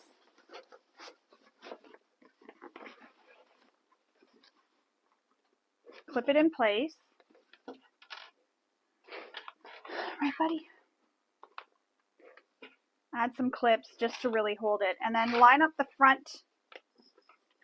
Sorry, I'm on the back. I did the front. Line up the panel, the center marks on the back panel as well, and the front panels. And then your sides, I made some marks on the sides for where the side center seams are. And I'm going to line that up with our side seam here that we just stitched. So open up that center seam so that the fabrics are flat, and line up the center seam with the center mark on your side panels.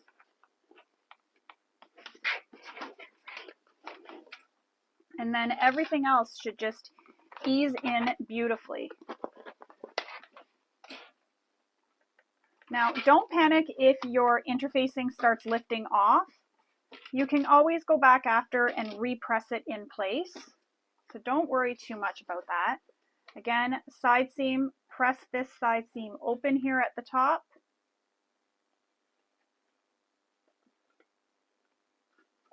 Line up the center mark of the side seam with your center mark on your side panel. Clip it in place. We're pretty much almost done the bag. Just a few more things left to do. It's always exciting when we're at this stage.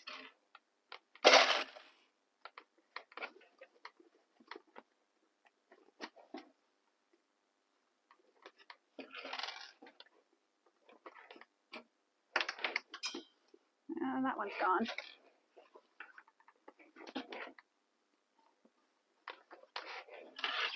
Now I'm going to get out my extension table because I know that this is going to be hard for me to hold up and sew all the way around. So I'm just going to grab out my extension table.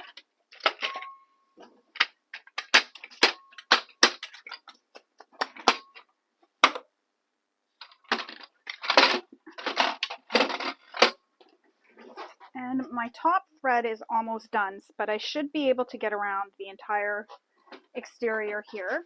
So I'm going to sew around this entire edge using the seam allowance given in the pattern.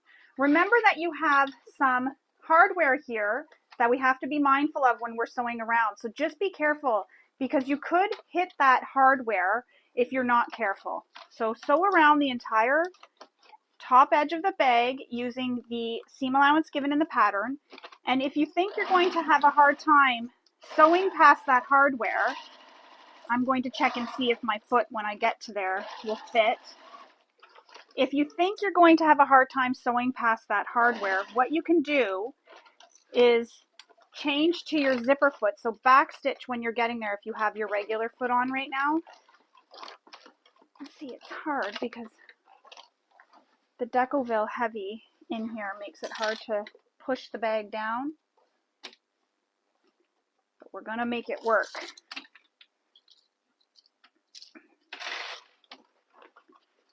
We're going to make this work.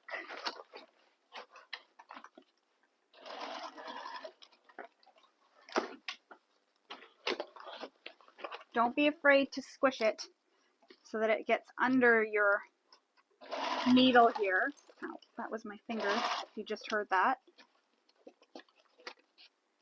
And I think I can do it this way. No, my presser foot was able to get past there, but I sort of had to, what I did was, oops, say this was my bed and my machine, and this is where this red clip represents the hardware. I kind of shifted it so the hardware was standing up like this. So I was able to get past it. I may go back and re-sew that area just to ensure it is super secure.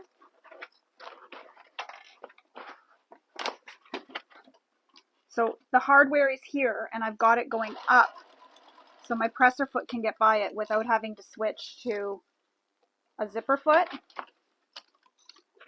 and being able to keep an accurate seam allowance as well.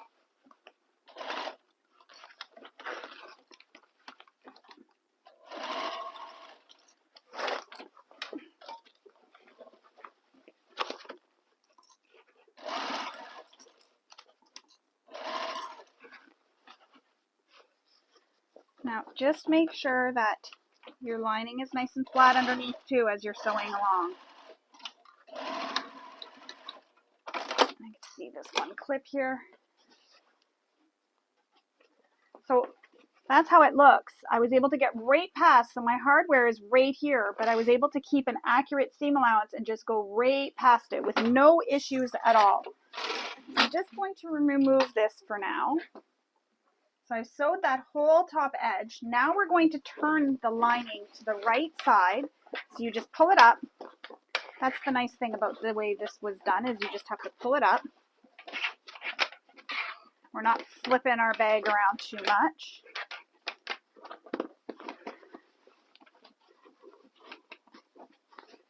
So we're pressing everything out to give it a really nice curved edge here.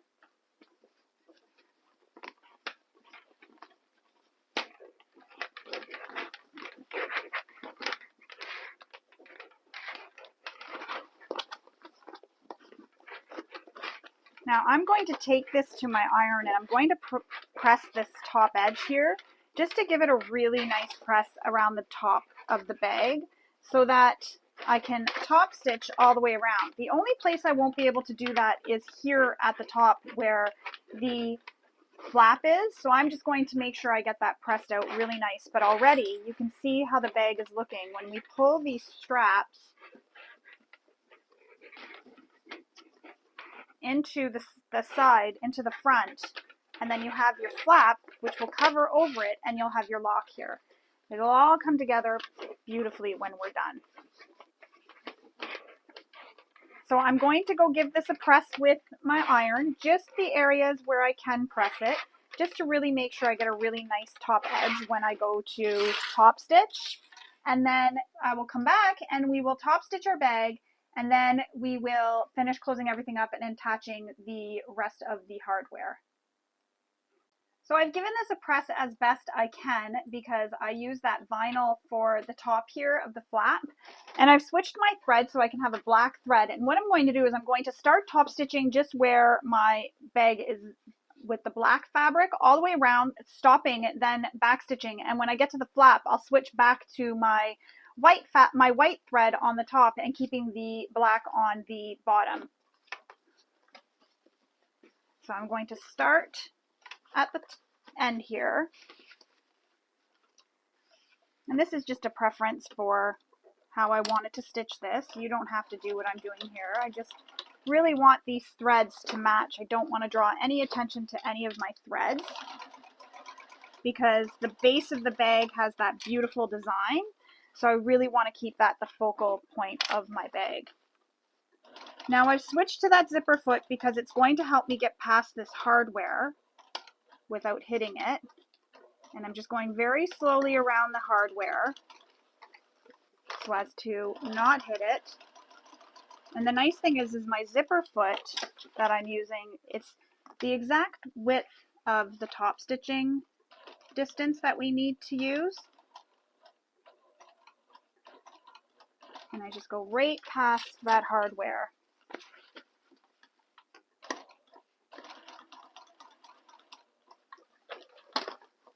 And the stitching won't be seen at all because I've used that matching thread. And that's just a personal preference. Usually I don't do this.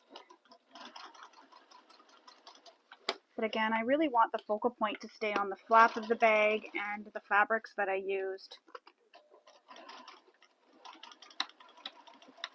So I'm just back stitching here. I'm going to break my threads and then I'm going to change it so that I can have really beautiful matching threads here. So still staying with the black. Oh, you know what? I don't have to change anything. That is how it is right now. It's black on top and then the white underneath. Oh, I didn't need to do that. Never mind. Ignore me. I didn't even need to backstitch. I'm totally confusing myself. I didn't need to do that because the bottom, oh, my scissors are making noises. The bottom is white. My bobbin thread has white thread in it. So just follow the curve up at the top here of the back panel.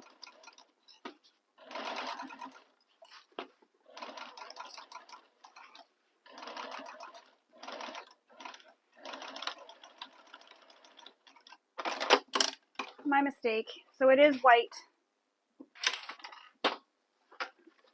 Cut all your threads.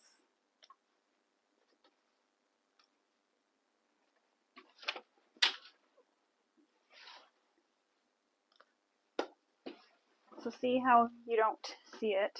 That's what I wanted. So I ended up turning my bag so that the lining was lining side out, and that's just because I don't have a free arm on my machine. So I often have a hard time top stitching my bags. Which also means that some of my interfacing has also lifted off, so I will need to go back in through the lining after and repress that in place. That's okay though. Sometimes that happens.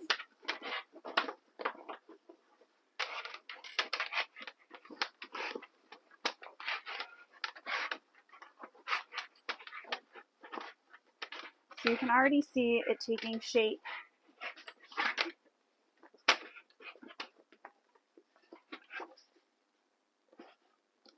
You can already see the bag taking shape. So just like that, the sides will tuck in. I'm just loving it. Now we need to install the rest of that hardware though. So you have a mark that's on your exterior front. So it's the front panel A piece for where that lock is going to go, the one half of the lock, and that piece is this here. And we're going to install this the same way that we installed those anchors here on the front. So you're going to install it at that mark made in the pattern and you're going to install it there. And I made a mark on my panel, and I know it's hard to see, but I have a mark there on my panel for where that measurement was. I'm just going to grab my Clover Choco again, and I'm going to mark it so you can see where it is. So there it is. You can see the little X I made. So I'm going to go off camera and use the manufacturer's instructions to install this. You also want to install these pieces here onto the end of your strap. So install it right onto the ends of your strap so that these can be pulled after and locked in place. So also install these little pieces here. And that is the final piece after, and then it's just putting your lock on when it's closed. And then we'll come back and we will sew up the hole in the bottom of the bag and in the bottom of our pocket, and we will be all done. So, oh no, we won't. We need to construct our butterfly. So I'm going to go and install this hardware and then come back and show you how it looks. All right, so I have all that hardware all attached. So the piece that's going to add our lock that slips through this is attached. And I attached these end pieces too. Now, when I put them on the ends, and I don't know if you can see, I didn't go right to the edge here. I went right to, so I'm going to show it here, right to this edge here, right along there, and that's where it stops. You can see it doesn't come all the way down to the end. It just stops where this, before this curved edge starts. And that way there, I have that little extra space as well for length. Now, the other thing I did, and this is just a personal preference, I added rivets back here and rivets onto my handles. You don't have to do that. The rivets for the back where the belt is go right through to my lining. So I don't know if you can see that right there. It goes right through to the lining.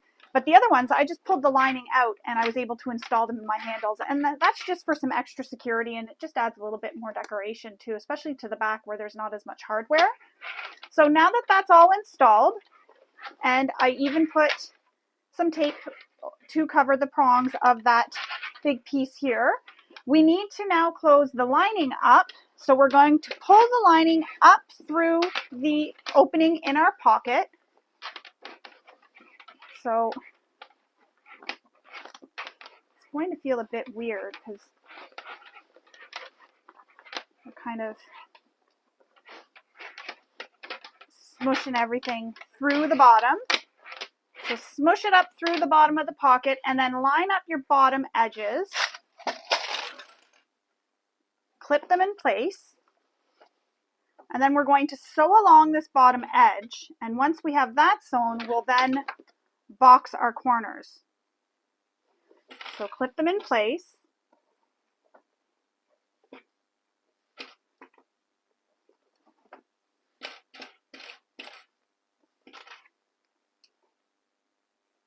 Just like that. And we'll close this bottom edge. And you'll use the same seam allowance you used when you sewed your lining. So remember, we veered to a bigger seam allowance. So you're using that bigger seam allowance.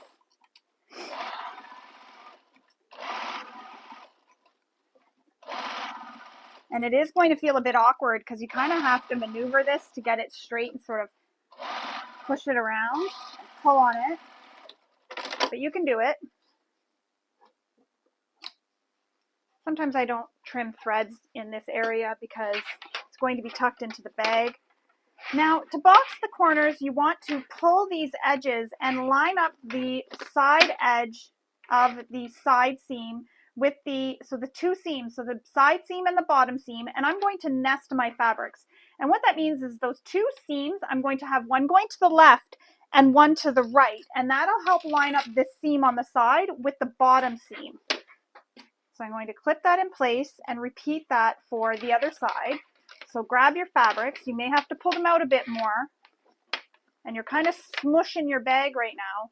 And I just put my fingers in where the opening is and place one seam to the left, one seam to the right. So you see how there's one seam here to the left and one seam to the right. So that means the side seam and bottom seam are lined up, but those seams are nested. You can press them open too. I just find it's easier when it's like this to just push one to the side, one to each side. This is where it's going to feel a little bit funny because you've got the bag sort of wanting to work against you right now, gravity. Just make sure my hair is not cutting my microphone.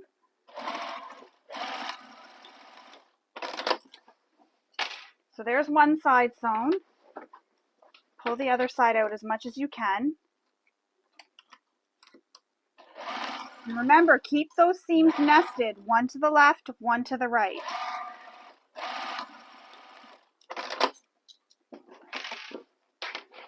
Push your lining back into the bottom of the bag, and then pull it out your pocket bottom, and we're going to close the pocket bottom. Now remember, we turned the pocket bottom under, so we don't need to do that anymore. We're just going to put them together, add some clips, and then we'll sew straight across that seam, and that'll close all those openings.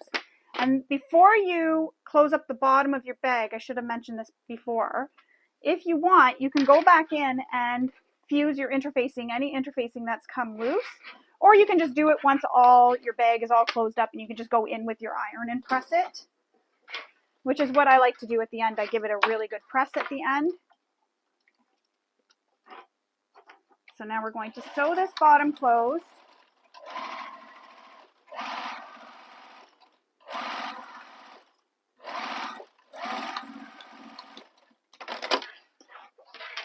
Just like that. Trim your threads.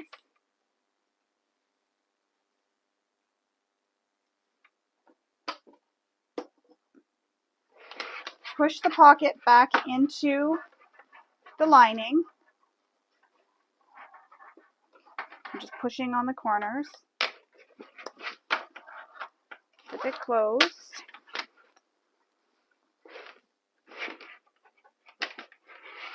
Look at how nicely that fits in there.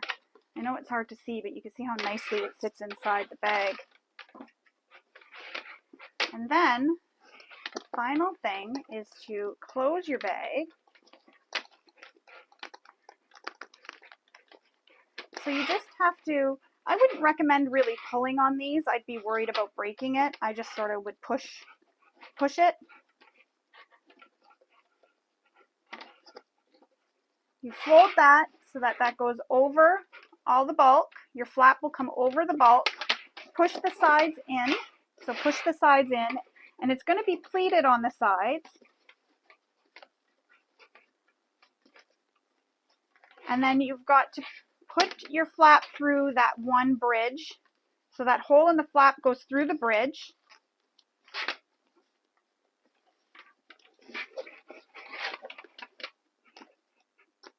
Put that side on, clip that side on, and then grab your little lock. Now don't lose your key, because you don't want to drop your key and not be able to open your lock. Put the lock on. And then what you can do once the lock is on, you can sort of shift your fabrics around so that the sides open up a bit more, and then that's a little bit tighter on the sides here. Or on the front, sorry, not just on the sides, on the front.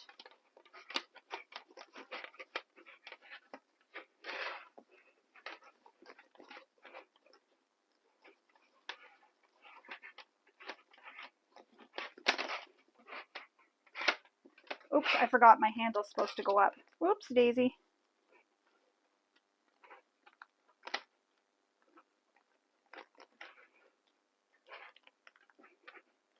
Now, there we go.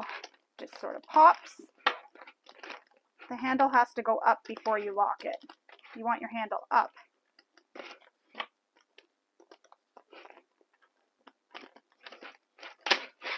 Just like that. So your handle is under the lock, just like that. Look how pretty that looks. So neat.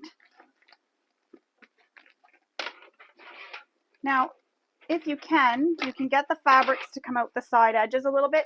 You play around with it until you're comfortable with how it looks, but I really like how this looks. This is really beautiful, and I'll have to fuse my interfacings again just so that they're nice and fused before I take my final photos. Don't lose your key. You don't want to lose that at all. So that is how that looks. I'm going to unlock this because the last thing we need to do is attach our butterfly bling. And for some reason, my lock is a little bit harder to do. There we go. I think I'm trying too hard. So I'm just going to put these inside here, just so I don't lose them. Put that there like that so you can admire that. Now we need to make our butterfly bling. And for this, you need your butterfly pieces. Now this is the same thing as what we did with the M panels and with the flap panels. It's the same thing. You're taking 2 of your butterfly piece. This is butterfly piece I, and you need to have 2 of them. So you glue 2 pieces of your material together. You place them wrong sides together, and then you glue them in place. Now you don't have to if you don't want to. You don't have to do this where you have them all glued together. You can leave it so that they're raw. I'm just going to erase this. Didn't think about that. I thought that was going to go right sides together with something. There we go. So glue those so they are right sides together, just like that. And then you're going to place it on top of butterfly panel J, fold it so you get a fold, and you want to make it like this, where you fold it so you get a fold in the center, then bring the top edge down and the bottom edge down, just like that. It'll look like that. And then you're going to wrap K around and you're going to glue it in place. But before you do, you also want to add your chain in the top. So I'm going to go glue these together here, and I'm going to glue this on top. So I'm going to go glue my butterfly eye pieces together because I use a hot glue gun, and I'm going to glue it onto that, and then I'll come back and I'll show you how to get that chain in there. All right, so I have my butterfly all glued together the way I want it. Now I'm going to grab some thread here from my machine, and I'm going to show you what I do. So I take the butterfly, fold it in half, then I fold the top edge down to meet at the back, so you're going wrong sides together, and then I fold the bottom edge, oops, to the back, just like that. Hold it all, then I'm going to take my thread, and I'm just going to go around the butterfly a bunch of times, and that's just going to hold it in place so that I can glue the butterfly binder down to it. So now I'm going to knot this. And this was just what I used to do when I made bows for my daughter. When I used to have to make bows this way, I would use thread to tie the bows to hold it in place before I glued them.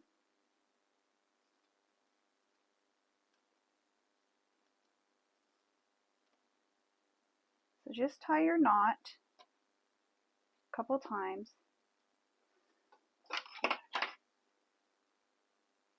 Trim the threads. And you should be able to slide this over if you squish it so that it's centered. So there it is, it's centered now. Now you need to add this butterfly binder, but before we do, what I like to do is just slip the binder through the chain link. Not like that, you don't want it to fall. Slip it through your chain link.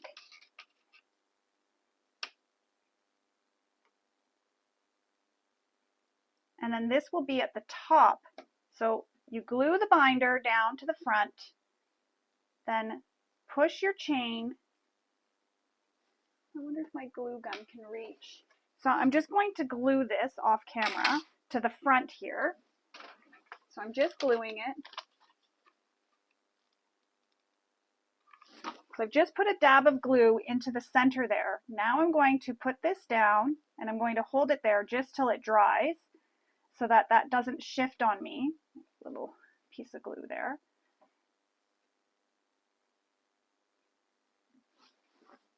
So now it's in place.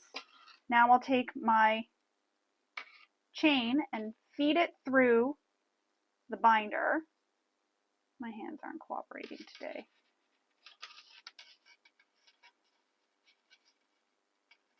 Feed it through the binder so it's just like that. And then I'm going to glue this back side down. So add some glue to the back side.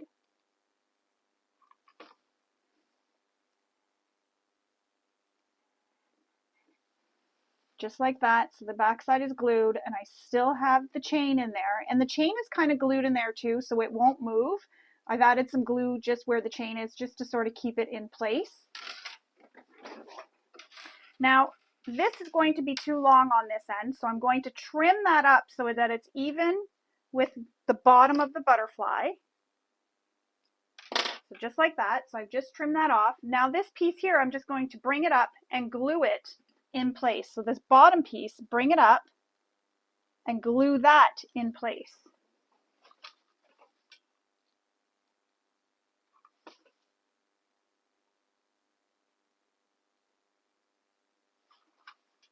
And just add some glue. Just be careful if you're using a glue gun like I am. You don't want to burn yourself. I kind of use my nails to sort of push it down, so I'm not really touching with my fingers, I'm just touching with my nails. There's all these strings of glue that I just have to remove. Now, I just give it a press. So I'm just pressing it now because it's cool enough that I can, it's still hot, but cool enough that I can press it together and make sure it's all held together. There it is. That's how it looks. So now you want to wrap this around your strap. So come down and around, and that's why there's this little D-ring or swivel hook on it, so that you can do that. So you can hook it on and off whenever you want, and you can put it on whatever side you want. You want it on that side of the bag or the other side of the bag, whichever side you want, but that's how you add your little butterfly bling. And the nice thing about this butterfly bling is you can add it to any bag that you want. So it's really quick and easy, as you just saw. You just need some chain, and you just need the vinyl because it has to be cut from raw edge material. You can also make this side, that's what confused me and why I had originally wrote on it. You could double up on that side too, so it's not the raw edge on that side. You can do that if you want, you don't have to. But I like to use, like I said, hot glue because it helps hold everything nicely and neatly together, and it really holds, and it'll last forever. So let's put our lock back on so our bag is all complete. Now, the other thing you can do is you can also use a chain to make a keychain for your key if you want, so that you don't lose it, especially if you're just selling this, or you can just hook it onto where your butterfly bling is.